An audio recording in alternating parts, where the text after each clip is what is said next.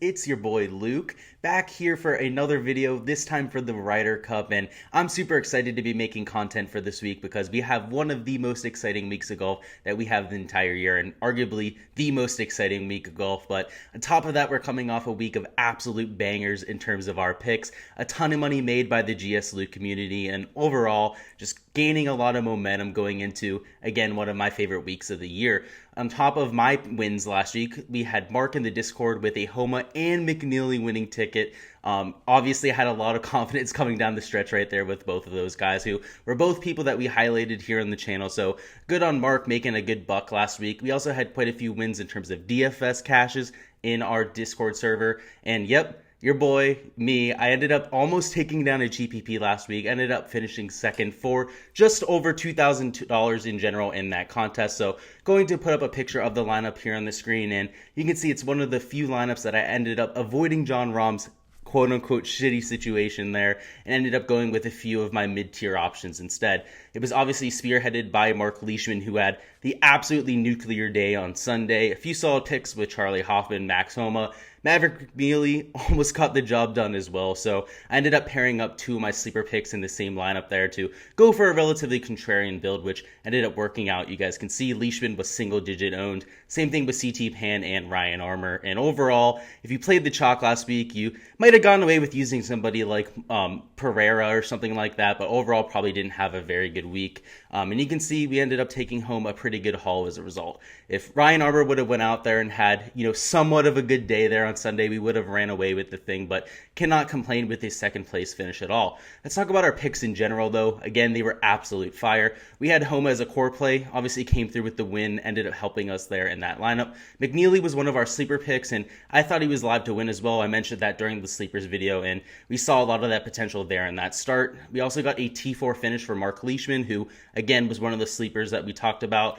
A couple other core plays that ended up making the cut, Pan Kazire, Cameron Tringali, David Lipsky, and Luke List were all very solid, all ended up making the cut.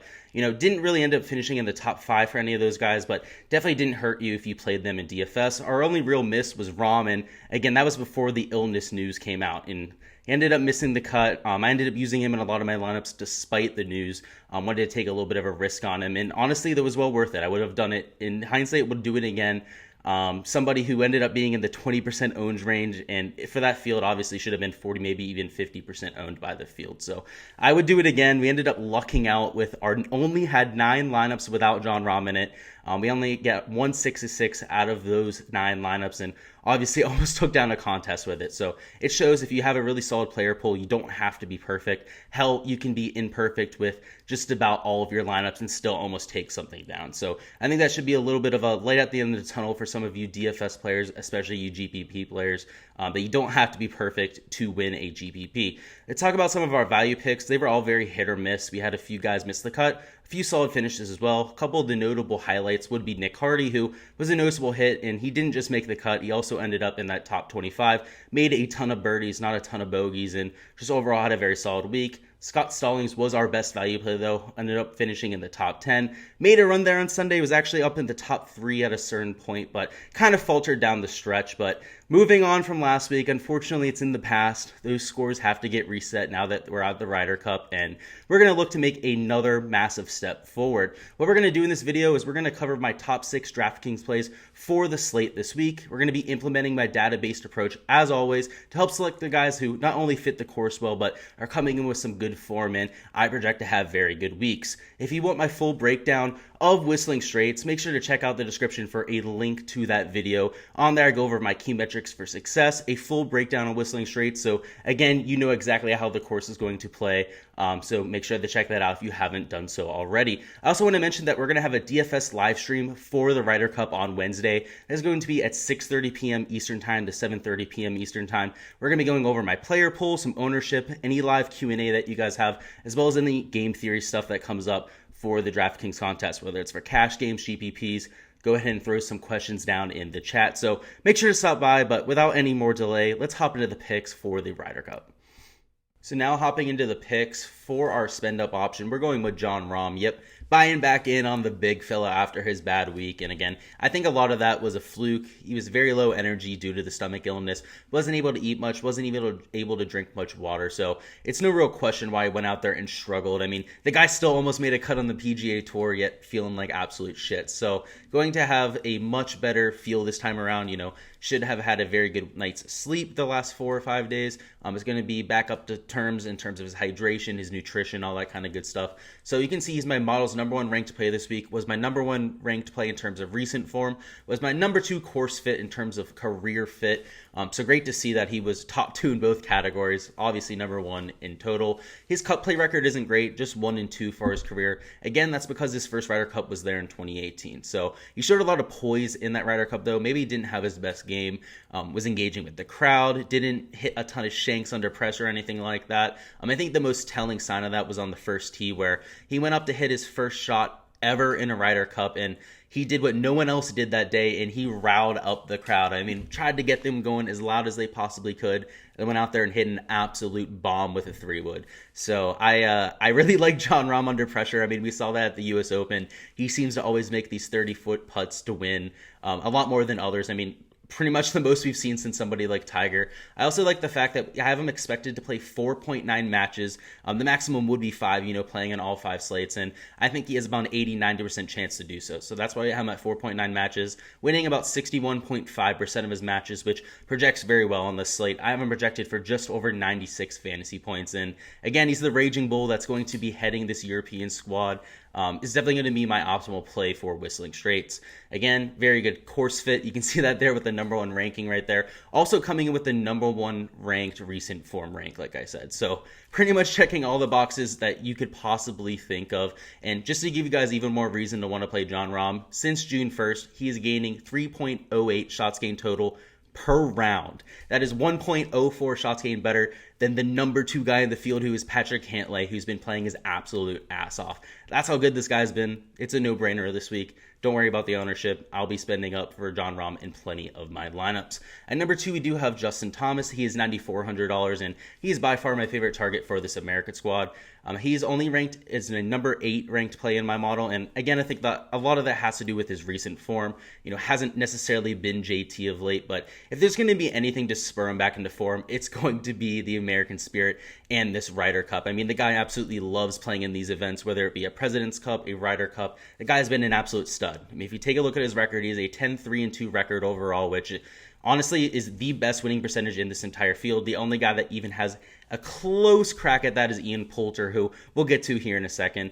I have him expected to play 4.85 matches, so probably going to be out there for all 5 slates, but clearly because of the depth of America, we can't guarantee him playing in every single showdown. I do have him winning 60.5% of his matches, so just a few less than Jon Rahm, but the little bit of a decrease in price tag is very nice, and you can honestly fit both of them into your lineups. I also like both of them at the captain slot as well.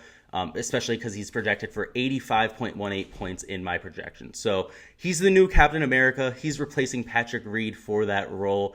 Again, he has all the motivation. He's shown that in the past. Really elevates his game at this type of venue. And if we take a look at his metrics of late, despite the poor play that I mentioned that knocks him down to number 8 in my model's rankings, he's still gaining 1.09 shots gained ball striking per round over his last 32 rounds, which is top 5 in the field. So he's still been there with his shot making. Perhaps a little bit of motivation and electricity from the crowd makes him play his best like we're used to seeing at Pete Dye courses. And finally, for our bread and butter play is going to be Bryson DeChambeau, who's $8,000 this week, which is a great price for my model's number 2 ranked play coming into the week. Not only has he been sneaky good of late in terms of his ball striking metrics and his putting metrics, he's also an amazing course fit for Whistling Straits. This is going to be playing closer to 78, maybe even 7,900 yards, and if it's playing into the wind, maybe even upwards of 8,200 yards with the added distance. So he doesn't have the best cut play record. He's 0-4-1 total, but I do expect that to change. This guy is extremely volatile. When he gets on that plus side of the volatility, like match play is so prone to bringing out, you're going to get a guy who's an absolute world killer. He's able to birdie holes that people have absolutely no right to be out there birdieing. That's just because of his length and the kind of irons he's able to hit into these greens. So I have him expected to playing 4 matches, so I do expect him to have to at least take 1 stretch off.